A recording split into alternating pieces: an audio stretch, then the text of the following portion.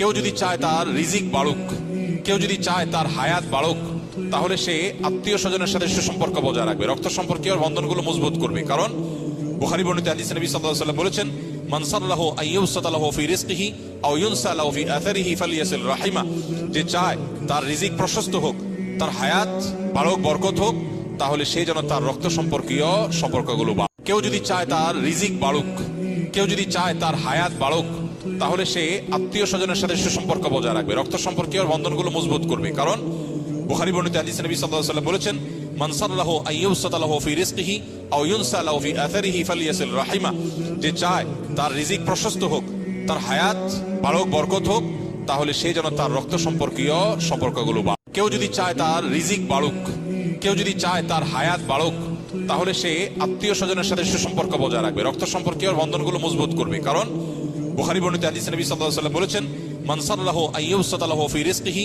আও ইউনসা লাহু ফি আথারিহি ফালিয়াসিল রাহিমা, যে চায় তার রিজিক প্রশস্ত হোক, তার হায়াত বাড়ুক, বরকত হোক, তাহলে সে যেন তার রক্ত সম্পর্কীয় সম্পর্কগুলো বাড়ে।